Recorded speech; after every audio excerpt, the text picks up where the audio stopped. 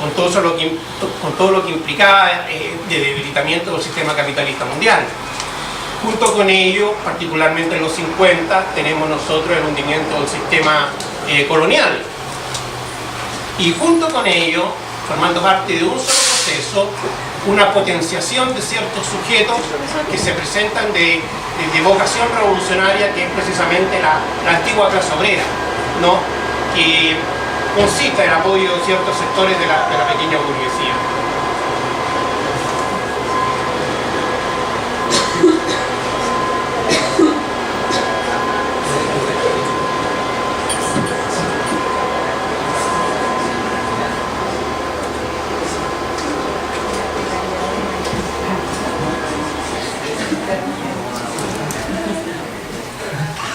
Bueno, y ese era el periodo de las revoluciones, que llega a su término en los 80, ¿no? Por este proceso que acabo de señalar. Ahora, señalado eso, quiero hacer algunas consideraciones respecto a la ofensiva estratégica mundial reaganiana. Algunos datos que quizás son demasiado conocidos, pero igual los doy. Reagan representa en Estados Unidos lo que se llamó la revolución conservadora, y su referente en Inglaterra es la Margaret Thatcher, que en términos de política interna implica un planteamiento que busca absolutizar el libre mercado y poner fin a las regulaciones estatales. Desde el punto ideológico, viene unido a toda una concepción altamente religiosa, conservadora, ¿no? En base a una moral tradicional, una crítica a las minorías sexuales, rechazo al aborto, crítica a la delincuencia y con todas las medidas de ultra represión a ella, etc. El típico discurso conservador. Pero lo que interesa es lo externo. La tesis fundamental de Reagan es restaurar la hegemonía mundial norteamericana que se supone ha sido desafiada exitosamente por la Unión Soviética. Y por tanto poner fin a ese periodo de contención del comunismo, que en el fondo era un periodo de retroceso, para, ¿no es cierto?, desatar una contraofensiva que invierta la situación. En el marco conceptual, esta visión está elaborada por un grupo de académicos que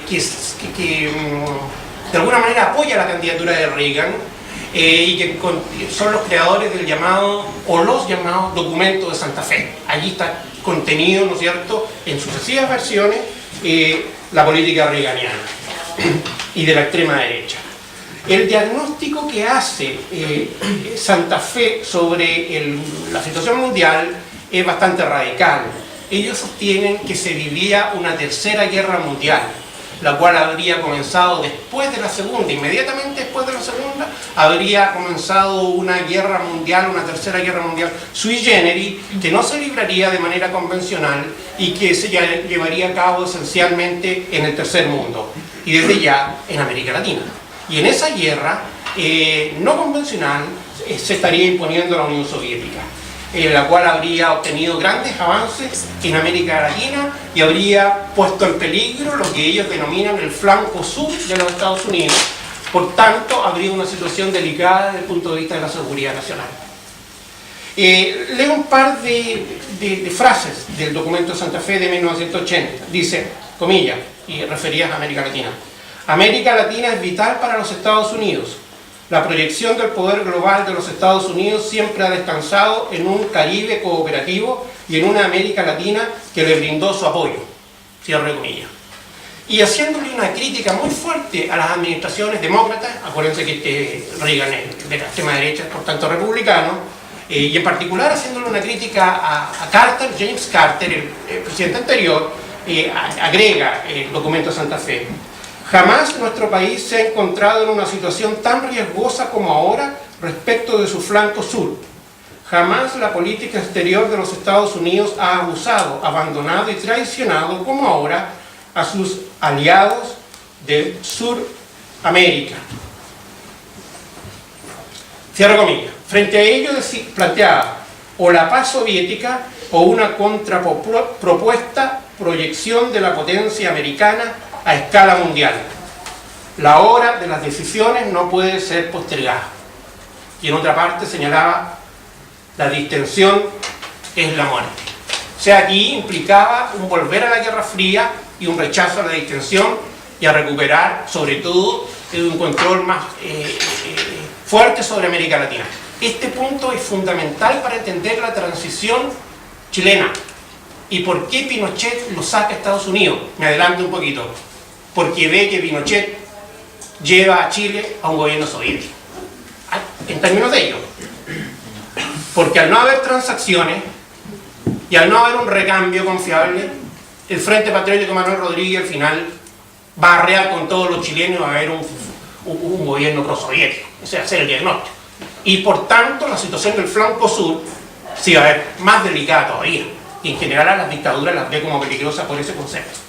Con estas visiones Estados Unidos empieza una ofensiva y intervencionismo descarado y violento en todo el mundo, pero en América Latina desde ya tenemos las guerras de baja intensidad que se dan en Centroamérica y la guerra de baja intensidad que se da contra el gobierno sandinista, la invasión a Granada, la intervención en el Líbano, en Libia, el financiamiento activísimo a la oposición interna del bloque soviético, particularmente al sindicalismo de Lech Walesa y Solidaridad, no me atrevo a decirlo en polaco, porque se me enreda la lengua, y en definitiva, ¿no es cierto?, la medida más radical, no sé si decirlo, pero me parece que es la más radical que llevó adelante Reagan, es la guerra de las ganancias, que es un programa armamentista pero gigantesco, que ponía fin a la paridad estratégica que la Unión Soviética había logrado. Guerra de las galaxias consistía en llenar el espacio con satélites cargados con armas nucleares que se podían disparar hacia los blancos de la Tierra, y sobre todo el objetivo era crear una especie de paraguas en donde, si en caso de guerra la Unión Soviética lanzaba misiles, los satélites los interceptaban en el propio cielo soviético, de modo entonces que no salían del territorio soviético porque desde los satélites los liquidaban. Esto prácticamente generó un problema insoluble para la Unión Soviética, que se vio que no era capaz de enfrentar esta amenaza tan gigantesca, ¿no? Y de ahí va a venir la perestroika, entre paréntesis, de lo cual voy a decir un par de palabras. En definitiva, ¿no es cierto?, una ofensiva mundial en todos los planos. No voy a decir nada sobre la ofensiva ideológica, pero sí voy a agregar de que esta ofensiva mundial tiene una conexión vaticana, se da con una estrecha alianza con el Vaticano. El Vaticano se acerca a Estados Unidos terminada la Segunda Guerra Mundial, porque el gran problema para el Vaticano, al mismo Estados Unidos, la formación del sistema socialista y la expansión, entre comillas, del comunismo. Por tanto, la garantía para el Vaticano para impedir aquello, la alianza con Washington. Esa alianza con Washington del Vaticano adquiere tonalidades extraordinariamente estrechas la segunda mitad de los 70, pero particularmente de Reagan para adelante, porque allí tenemos nosotros el pontificado de Juan Pablo II, que es un líder político extraordinariamente carismático, hábil, inteligente, y que tiene la capacidad de llegar a millones con un mensaje político que se presenta como religioso, pero que tiene una finalidad política. Entonces, se imbrica Washington y el Vaticano, y en gran medida eso opera hacia el interior del sistema socialista, y particularmente Polonia, porque de ahí viene Juan Pablo II. Conoce, ha vivido, nació en ese sistema, bueno, desde muy joven, estuvo allí, obviamente, conocía sus debilidades. La Iglesia Católica Polaca es la cabeza de la oposición en Polonia, poderosísima, con universidades, con medios de comunicación dentro de Polonia, y esto, ¿no es cierto?, le da una audiencia muy fuerte. Entonces va a ser un aliado fundamental para desestabilizar el campo socialista, y también para otras operaciones políticas en el mundo, Latinoamérica y particularmente en Chile. como lo voy a señalar a continuación. A eso hay que agregar el fenómeno de la crisis del bloque soviético. El bloque soviético es arrastraba una crisis de los 70, quizás antes, el periodo de Brezhnev. En general, la Unión Soviética está gobernada por una gerontocracia reaccionaria, conservadora.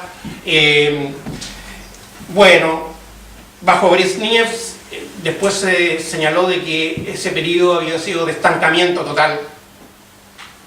El desafío reaganiano obligó a que ese estancamiento de alguna manera se enfrentara, porque no era posible con una economía estancada enfrentar la guerra de las galaxias, por ejemplo, y el desafío de la ofensiva mundial. Se requería otra productividad, se requería otra economía. Cuando muere Brezhnev, lo reemplaza Andropov, que es el jefe de los servicios de seguridad, por lo tanto él sabe toda la película y sabe la debilidad que tiene el mundo soviético frente a los norteamericanos, y se da cuenta que hay que hacer reformas y empieza a hacer reformas, pero la reforma más importante es tratar de sacar a los viejos reaccionarios, por decirlo así, y poner gente joven con más preparación en cargos importantes, entre ellos Gorbachev, que es un joven para la época, tenía un poco más de 50 años. Los otros tenían 80, o sea, era poco menos que adolescente. Sí, ya, terminamos ahí también.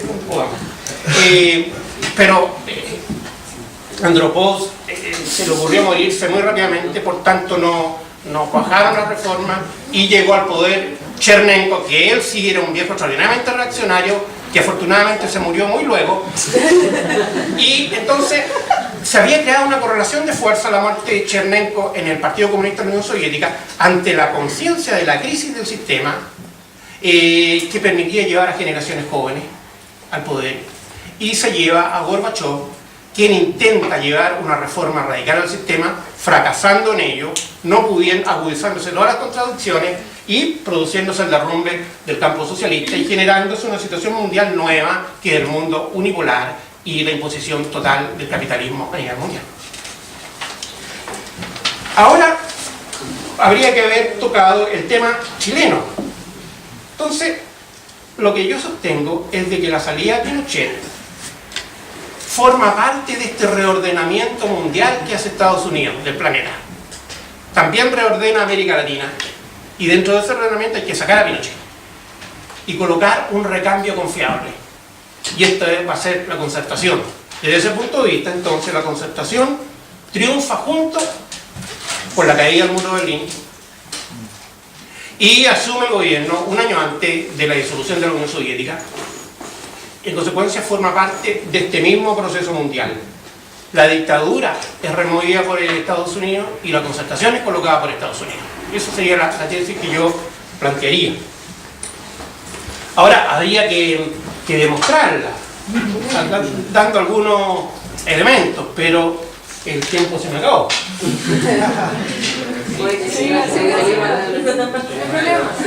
A ver, trato de hacerlo en 5 o 7 minutos, me dan 2 minutos más de lo programado. Entonces, esa tesis yo sostengo. A Pinochet lo sacó Estados Unidos, el diseño hecho por el Departamento de Estado y la concertación expuesta allí.